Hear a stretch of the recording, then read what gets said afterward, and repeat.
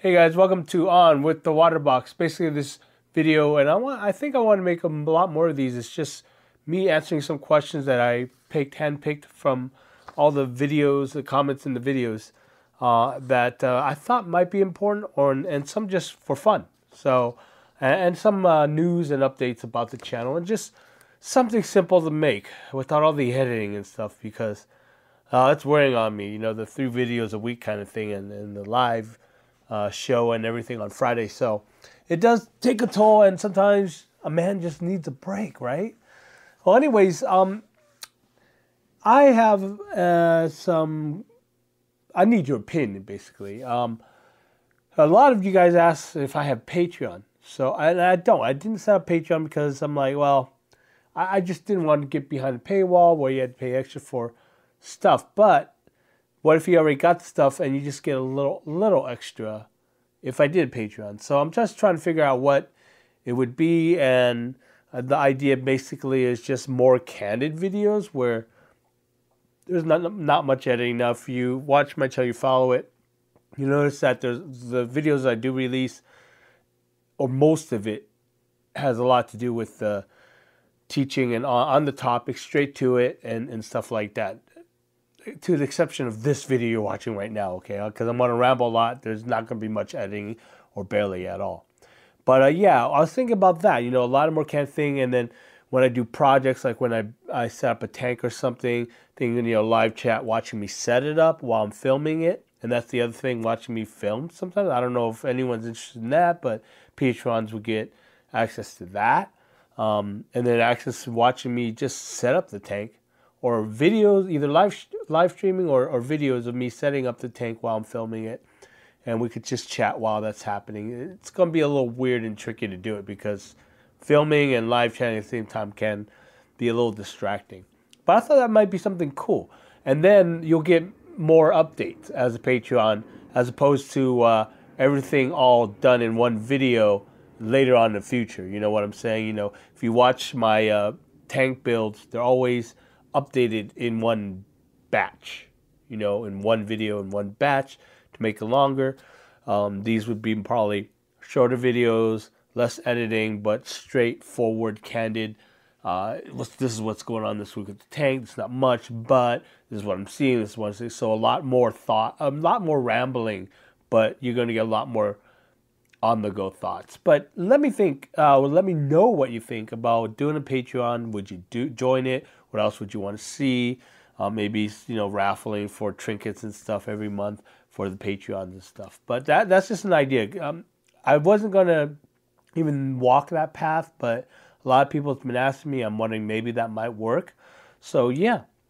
Other than that, yeah, like these questions here, I'm pulling mostly from YouTube right now, from the videos that you guys commented on. But also later on in the future, I will be pulling questions from Instagram. If you have Instagram, follow me on Instagram. It's at waterboxaqua, or the waterbox, or the waterboxaqua. And also follow us and join if you're on Facebook, our Waterbox Facebook group, and you'll get to also, you know, talk with the team. Yes, I have a team. You can believe it or not. There's a few volunteers that volunteer to be mods on my live chats and live streams, as well as mod on the Facebook group. So that's really cool. Now, the other thing I want to talk about is I was thinking, how many of my viewers are actually local to me? I'm in Southern California. Namely, I'm in the San Fernando Valley. But it seems, for some reason, a lot of you guys started popping on and talking about when I'm showing off my local fish stores. You're like, oh, I go there, stuff like that. So that might be thought. What if I did like monthly or every 2 months, maybe kind of a get together, you know, kind of a local club type of thing where we get together, talk shop, we talk fish, we maybe I could gather some speakers or something and do some really fun stuff. So let me know if you're interested in that, if you're local and you're interested in that. So that'll be really cool. Upcoming this live stream is with JH Aquatics, and we're going to get Blackwater. We're going to talk about Blackwater tank and brackish tanks, and there's actually a difference between the two, according to him anyways. I don't know. What does he know, right? But anyways, he's going to school us on that, as well as how to aquascape in those tanks, because plants are limited in those type of biotype environments. But that's going to be really interesting. Can't wait to have him on board and teaching us some stuff. JLives is also doing a live chat, I believe, on Saturday. Not sure what time it is yet. She's still trying to figure it out, but she asked me to help her mod it. I said, yeah, and then the only time I had was Saturday. And for some reason, she actually was like, okay, I'll just do it Saturday. I'm like, okay, that's so cool. I love her. She's awesome. Okay, but anyways, on to your questions, guys. And I just picked 10 just to see how this works out. I also want to know if you like this type of video. I'll do more. If not, then, we'll move on. I mean, there's just so much, straight up topic videos I can make before, people get tired of it or before I run out of topics. But I like the more one-on-one actions. And also, I don't have to edit that much. On those really exhausting days, it really helps. All right, so our first question comes from Chuck H. He says, you have inspired me to start a newly planted dirt tank. I have red clay soil. Do I need to start fertilizers in the water column? I have both root and stem plants. Now, for a soil tank, and you just first started it, yeah, you can dose the water column. And dosing the water column will always help, especially with stem plants and rhizome plants. Okay? But in this case, using a soil tank, you really don't have to at first. This is what I suggest. If you're not sure if this is your first time doing it, don't start dosing yet. All right? Just watch it. Let it go. Let the tank go. You're going to be good for a week or two. Just see how the plants do. Okay? And if they look like they need it, because it all depends on the setup and everything. It also depends on how much nutrients is actually getting leached into the water column from the soil substrate. Then go ahead and start dosing the water column based on what you're seeing. Okay, now it's going to be hard if you're a first time planting a tank guy or person. Sorry, not guy or girl, doesn't matter. We'll just say person. But that's a good way to figure it out. Okay, and it's not gonna do anything if you dose the water column and it's just too much nutrients in there. There's only one thing that you really, really have to watch out for, and that is algae. Okay, just keep a really close eye. If you're going to dose that water column, keep a really close eye that you're not putting too much nutrients and causing algae. Okay, that's the only thing. Okay, the plants won't mind. They don't actually. That's what the EI index is all about, is providing way more nutrients than your plants need. Okay, but the thing about the EI index is that every week you have to do a 50% water change. That's how you reset all the nutrients in your tank and basically start the whole cycle over again for the next coming week. And then again, you do a 50% water change. That's how you reset all that excess nutrients in your tank. Whether or not that works, yes, it works. But whether or not it's preferable for some people, really, that's it's up to the person. A lot of people don't want to put that much nutrients in the tank because they're scared of algae or whatever. But honestly, when you get that experience, algae is just whatever. Trust me. You'll learn how to take care of algae after a while, especially when dealing with planted tanks, because learning how plants grow and stuff, you start learning how algae works too, because they kind of work in tandem there, kind of. And then when you figure it all out, you're like, oh, algae, who cares? I know how to take care of it. Hair algae, whatever. Black-bearded algae, whatever. I know how to take care of them. My solution is really simple. Black out the tank for 3 days. That's usually how I do it. Our number 2, Hard Cheese says, Chung, do you recommend the dry start method after 20 years of marriage? Yes, sure I do. And it's exactly what I recommended and replied to you on that comment, but let's just make it clear for everyone that is watching right now. I do recommend the dry start method for 20 years of marriage. All you have to do is drain, flood, drain, flood, drain, flood, drain, and then flood. And if you want to make it really interesting, trim that carpet. Okay. The younger audience won't get it, I hope. And if not, then, cover their ears. All right, number 3, Adrian. Adrian, I'm not going to say your last name. I'm going to butcher it. Really great video, Chung. This is perfect. Seeing how I flooded last Saturday. He's replying to, I believe, one of the dry start method videos about flooding the tank. What to do when that happens. He says, that's perfect. He's seeing how he flooded last Saturday. I have definitely used all these tips. My question is, the tank I have is 60 gallons and I did a dirt and cap substrate. I'm going on to day 8 of 50% water changes, still getting good amount of tannins in the water. Is this something I should worry about, or is it normal that dirt tanks this big? All right, when you're doing a dirted tank, soil substrate tank, you will most likely get tannins sometimes, and how much really depends on the brand you use. Like the Miracle Grow organic potting mix I use does release tannins, but not that much. There are some brands out there that does release a lot of tannins. And again, if that happens, getting rid of it is the same thing as you would get rid of tannins that was coming from a driftwood. Do a lot of water changes. Okay, you could also use chemical filtration to help. Peregrine, I think, Seachem Peregrine, people say works pretty well. But that's the best way. And the other way is just water changes like you're doing right now. It will take a lot more if it's a bigger tank. For a 60-gallon tank, like the 75-gallon office tank, if you have seen the video on that, was leaching tannins, even on the Miracle Grow that I was using. And it took about 3 or 4 weeks, and I did maybe about 5, 6, 50% water changes. The rest was filtered out. And your filter, even without chemical filtration, does help filter it out a little. So, yeah, I would suggest keep doing those water changes. It's not going to hurt the tank if you did that during a cycle even.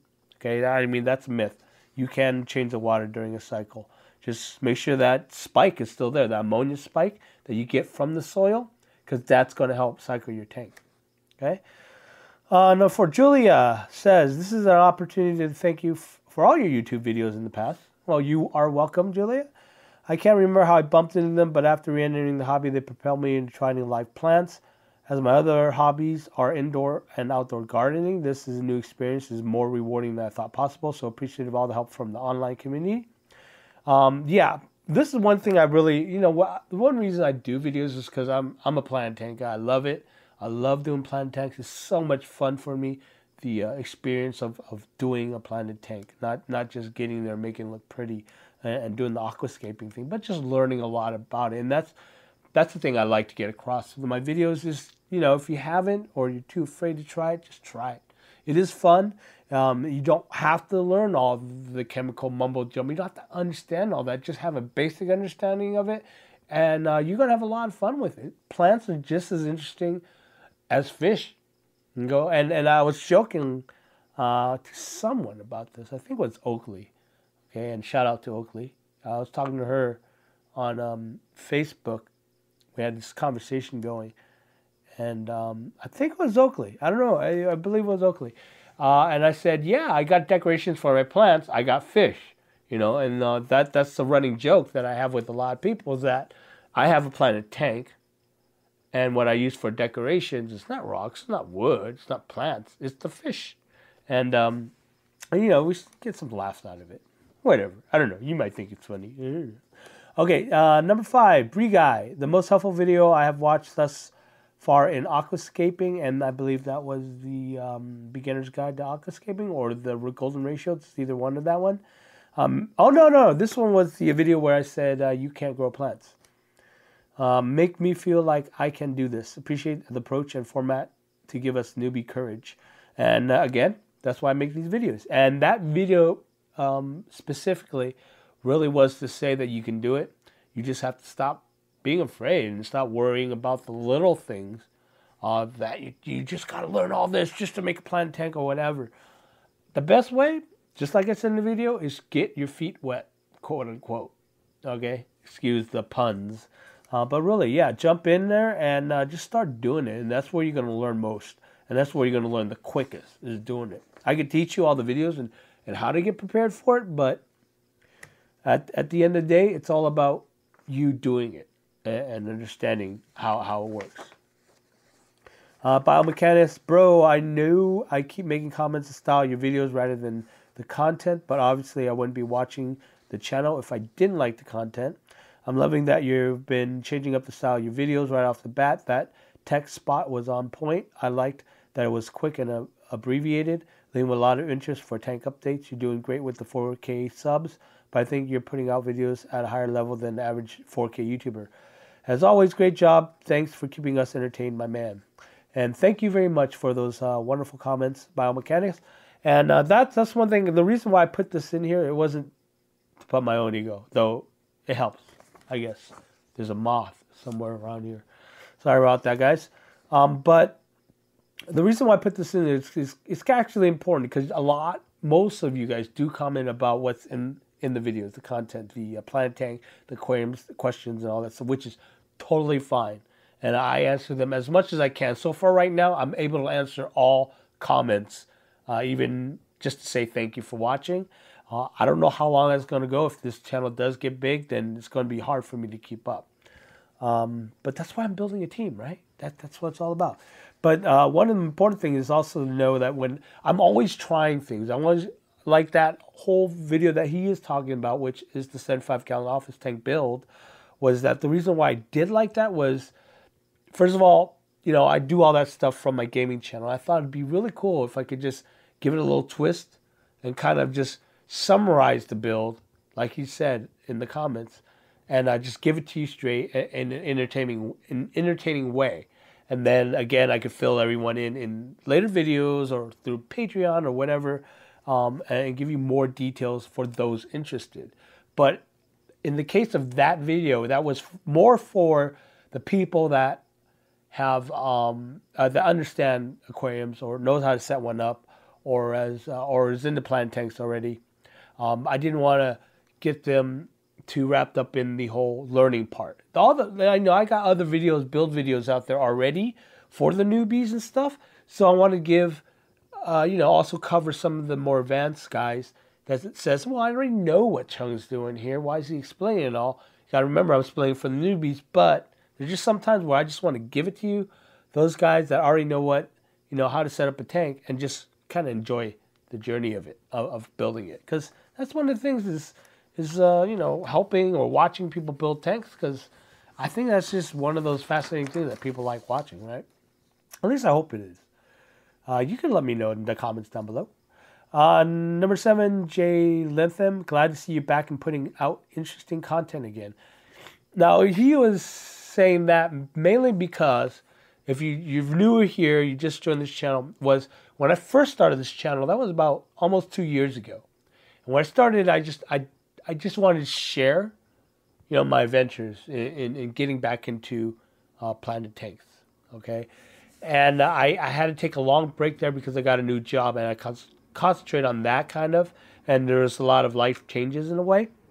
So I didn't have time to do videos, which I wanted to, because that's my main thing. I want to do the editing, the producing and stuff.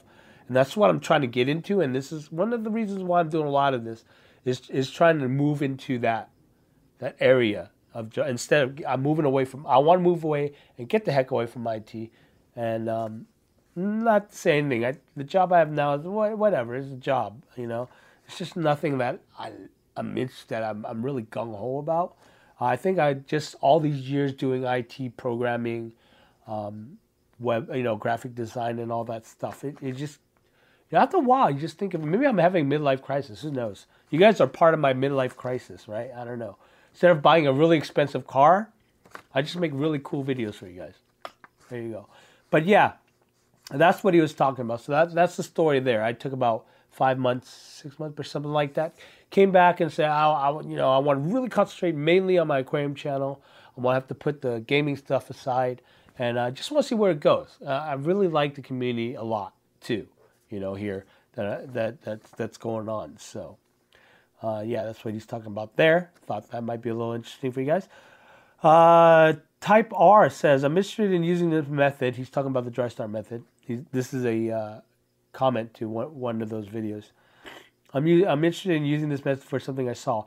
I don't think it was you, where you took Java moss and minced it up, painted the results on the rocks, wherever you want, and get it to attach to the rocks. That way that you get a moss scattered mountain without tying artless clumps with thread. With the dry start method, it won't flow away. Very intriguing. Still on the fence about Java moss itself. Not sure if it's more nuisance, but I really like the idea, and the initial result was gorgeous. He was talking about, actually, Type R, which I did reply to him, and he said, yeah, that was one of my videos that he did see before, which was the dry start method. And I minced up the Java moss and just mixed it with water, tank water, and then just kind of took a paintbrush and painted it on the rocks. Literally painted on the rocks. I saw that somewhere. I don't remember where, but I thought it was a great idea, so I went and did it. And then, of course, the results were gorgeous. And basically, that's what I like, doing different things. And I guess I just put this here just to say, you're welcome, Type Bar. Oh, I know why I put this here. I agree with you on the Java moss itself.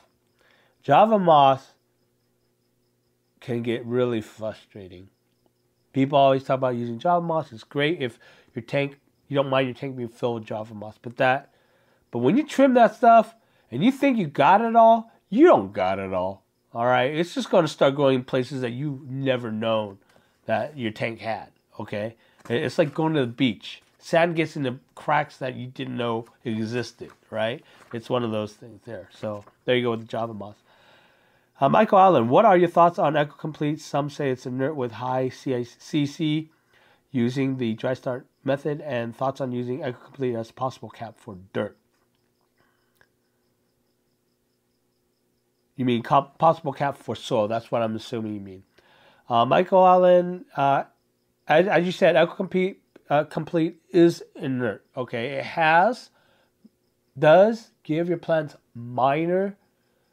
some minor nutrients, mainly because of the makeup of the substrate itself. Now we got to understand this, and I'm going to make a video on this later, more in depth about it, because it's on my list to do. Is that substrates like EcoComplete, Stratum, Fluorite, those things, they're like volcanic or clay-based substrate. They don't actually supercharge a substrate. Nothing like we're talking about. I think the only thing I could think of that actually fits, that's supercharged with nutrients, is ADA aqua soil. Now I don't know enough of. I haven't researched enough to find other soils out there that has that type of makeup. I heard contra soil does. I can't guarantee that because I've never used it and it's hard for me to find for some reason. But I want to check it out. But as far as I know, ADA oxide is the only one that's supercharged with macros and micronutrients. Okay, the stuff that you look at is EcoComplete, Fluval, Stratum, and all that does have its micronutrients, but what makes them work really well is what he mentioned here, high CEC value, which is the method of which that substrate sucks in the nutrients from the water column and holds it for plant root use. Okay, that is kind of a natural thing. That's part of how that type of substrate works, and that's why it works really well for us planted aquarium guys, girls, people. Okay, so that's the thing you have to keep in mind when people say EcoComplete, Stratum, Fluorite. They're talking about high CC value substrate that does give some micronutrients, but nothing major that plants can live off alone. The only substrate that I know of, commercial substrate that I know of, is ADA aqua soil. The other one is, of course, soil. Okay, so the potting soil and potting mix, but both which does run out after a while. Again, we'll cover that in a future video. I just want to kind of just say it here because a lot of people keep asking me about this, and I could point them here and say, hey, watch my answer to Michael Allen's question. Okay, so just remember that it is inert. I mean, to say that it's not supercharged with the major nutrients that plants need to grow by itself. Sniper Wipers, nice name. Okay. In 3 weeks, and this is a huge question. It was a 3-part question. I'm just going to touch base on the first part. In 3 weeks, I'm cycling my 200-liter cube with Dinner's scaper soil. The soil leaches ammonia. Now, see, that might be another soil that might be full. See, anything that leaches ammonia is something that I look at and go, well, maybe there's other nutrients that they have in there. That's the reason why it leaches ammonia, because that's part of the makeup of having a supercharged nutrient substrate. So he says, was I supposed to do water changes every day to get rid of the soil leaching, or is it fine the way I've been doing it? Just adding the correct amount of ammonia to take it about 4 ppm. I can add 7 milliliters ammonia, and within 24 hours, it's back to 0.25 to 0.50 ppms. Nitrates are high. Is ammonia not going to zero because of the soil? I am truly lost, to be honest, because the way I started not doing daily water changes. Okay. Now, when you use a soil or anything that leaches ammonia, it's kind of good if you're cycling your tank, which most likely, if you're doing this way, you are. Okay, you should not be putting fish in the tank you're trying to cycle in the first place, but that is back to another basic video we'll cover later. Okay, when that happens, that's okay. Leave it there. I mean, you want the ammonia to spike. Now, when they say, when you're adding ammonia to the cycle, and they say keep it at 5 ppms every day, what they're saying is add 5 ppms every day. So when you start out in the morning, add 5 ppms, and at night, that's supposed to go down. It's supposed to do that. Okay, the reason why is because when you're cycling, and from the looks of it, you're saying your nitrates are high, is because it's in the middle of the cycle. The nitrite's going to eat that ammonia, and that's how nitrites, the bacteria that eats that turns ammonia into nitrites, evolve. Okay, and once they evolve, they're going to start pushing out nitrites, and that nitrite is going to start attracting the bacteria that converts the nitrites to nitrates. Okay, that's part of the cycling process. And the whole point is you want to build that bacteria string, that train, for it to convert all that ammonia into nitrates. Okay, and then you get rid of the nitrates with either planted tank or water changes. Okay, and that's what cycling means. And you know it's cycle when you have zero ammonia because it's been eating all the bacteria that's turning it into nitrites. And then you know it's completed cycle when all the nitrites is zero because all the bacteria that eats the nitrite turns into nitrates. And your nitrate is what's left. Okay? So leave the ammonia there. All you have to do is every morning just get it back to 5 ppms and let it go. Let it do its thing. And the next day, do it again. You're going to have to keep doing that. You're going to keep adding ammonia every day. Check the levels. Add the ammonia to 5 ppm a day, 4 to 5 ppms, and just let your tank do its thing. Okay, so you'll know it's done when your ammonia is zero, your nitrates is zero, and your nitrites are zero, and your nitrates is somewhere on the little rise. Okay, and you're good. You can start adding fish after water change. You start adding fish. That's how it works, and that's how it will work with the soil tank. That's why I like doing soil tanks, because it gives you that initial ammonia spikes. I don't even bother adding ammonia into the tank. It just gives me enough to jumpstart that cycle. It might take a little longer if I don't add ammonia, but that's fine. I'm a patient guy. I can wait for the tank to cycle. And that's it, guys. I'm going to cover it that much for this video. Let me know if you liked the video, if I should do more of these, if this is keeping you entertained somehow, hopefully. But it's just a test. See how it goes. I love you guys. See you guys in the next video. Don't forget about the Friday night live stream with JLives, as well as kick it over at JLives' channel for her live stream on Saturday. Love you guys. Stay wet with your tanks.